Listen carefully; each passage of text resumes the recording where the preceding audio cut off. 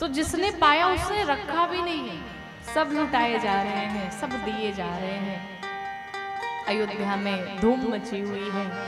अब देखिए, दर्शन करिए, मानो दिन के ठीक 12 बजे ही रात हो गई। मानो दिन के ठीक 12 बजे ही रात हो गई। कैसे हुई?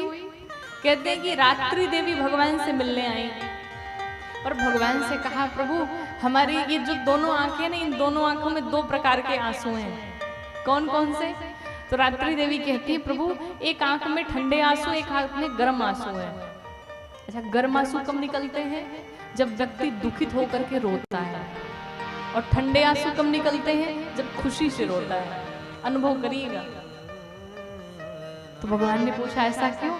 तो रात्रि देवी कहती, प्रभु ठंडे आंसू खुशी के आंसू हैं कि आज मुझे राघव सरकार के दर्शन हो रहे हैं, मैं अपना दर्शन पा रही हूँ। और गर्म आंसू दुख के आंसू इसलिए हैं कि एक तो आप आए दिन के ठीक 12 बजे। मैं कल्पना कर रही थी, विचार कर रही थी कि क्या कभी ऐसा नहीं होगा कि जिस समय मैं रहूंगी उस समय आपका आगमन हो। तो भगवान ने कहा, चिंता मत करो, अब इस बार तो मैं दिन के 12 बजे आया, पर वचन देता हूँ जब अगली बार आऊंगा तो रात के ठीक 12 बजे आऊंगा। कौन आया? मेरे कन्हैया आए रात के ठीक 12 बजे। रात्रि देवी को प्रसन्न करके भगवान ने भेजा। अब उधर जैसे रात्रि देवी के चंद्रमा दौड़ते आ गए, प्रभु बहुत बेईमानी हो रही है। एक तो सूर्यवंश में अवतार लिया, ऊपर से 12 बजे दिन के अवतार लिया। अरे थोड़ी रात्रि हो जाती तो हम भी उपस्थित रहते, हमसे इतनी क्या दुश्मनी हो गई आपकी? तो भगवान ने कहा, चिंता न करो, तुम्हें भी वरदान देता हूँ, आज के बाद से मेरे नाम के साथ तुम्हारा नाम जुड़ेगा। और तभी से भगवान का नाम पड़ गया, बोलो रामचंद्र भगवान। भगवान ने अपना नाम ही रामचंद्र रख लिया, अपने नाम के साथ चंद्रमा को भी जोड़ लिया। तो भगवान का दर ऐसा है कि भगवान के दर से कोई खाली नहीं जाता है महाराज। तो दुनिया के सामने हाथ फैलाने से अच्छा है कि जहाँ पूरी दुनिया मांगती है वहीं पर जाकर के उनसे ही मांगो। दुनिया वालों से क्या मांगना, ये कभी खाली नहीं भेजते हैं, कभी नहीं। भगवान ने वरदान दिया, सभी प्रसन्न हुए। अब इधर जितने अयोध्यावासी थे सब हवन इत्यादि कर रहे हैं, होम कर रहे हैं, खूब खुशियां मना रहे हैं। सूर्य नारायण जा रहे थे, दिन के ठीक 12 बजे एकदम मध्य में होते हैं सूर्य नारायण। सूर्य नारायण ने देखा कि मेरे वंश में प्रभु अवतार लिए हैं और मेरे रहते ये बादल छाए हुए हैं, कुछ दिखाई नहीं पड़ रहा है। तो भगवान रुके, बादलों को हटाया और जैसे बादलों को हटाया क्या देखा, नीचे खूब उत्सव चल रहा है। 50-50 हजार गाने वाले आते, 20-20 हजार जाते, भीड़ लगी हुई है गाने वालों की। भगवान सूर्य नारायण ने सोचा कि बस घड़ी से 5 मिनट देख के चला जाऊंगा। पर अनुभव करिएगा, जब व्यक्ति बहुत प्रसन्न होता है ना तो उसे टाइम का पता नहीं चलता है, समय का उसे पता नहीं चलता है। पर जीवन में अगर दुख की घड़ियां आ जाए तो एक एक क्षण, एक एक पल बिताना बहुत मुश्किल हो जाता है। सूर्य नारायण ने सोचा मैं थोड़ी देर रह करके ये उत्सव चला जाऊंगा, पर ऐसा नहीं हुआ। क्या हुआ? 1 महीने बीत गए सूर्य नारायण को देखते देखते। और कहते हैं कि अयोध्या जी में 1 महीने का 1 दिन हो गया। कैसे 1 दिन हुआ? रात हुई नहीं। और कैसे हुआ ये सब?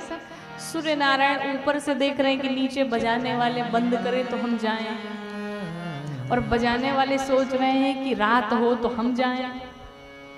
तो सूर्य भगवान सोच रहे बजाने वाले बंद करें तो जाएं, बजाने वाले सोच रहे कि रात हो तो हम जाएं। अब इसी चक्कर में ना रात हुई, ना ये बजाना बंद किए, ना ये बजाना बंद किए, ना वो गए। और 1 महीने का 1 दिन हो गया, 1 महीने बीत गए। सूर्य नारायण रथ चलाना ही भूल गए। जब 1 महीने बाद याद आया, अरे मैं तो यहाँ 1 महीने से खड़ा हूँ। सूर्य भगवान ने प्रणाम किए, चल पड़े।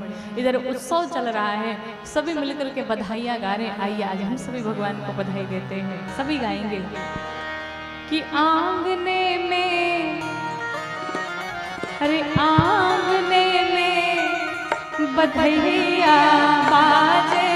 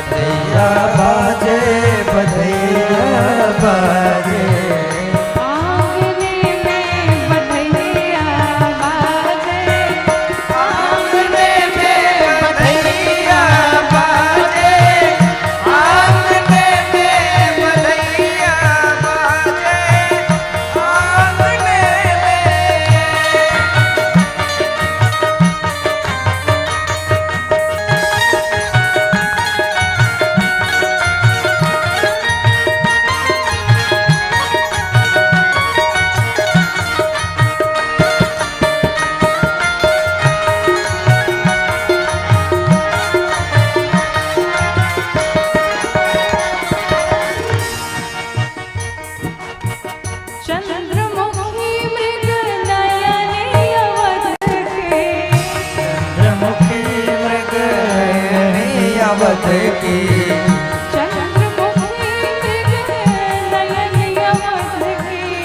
चंद्रमुखी मृगनयनी अवध की।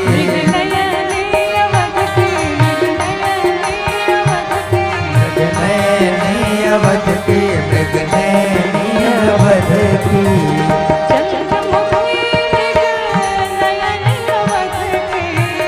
चंद्रमुखी मृगनयनी अवध की।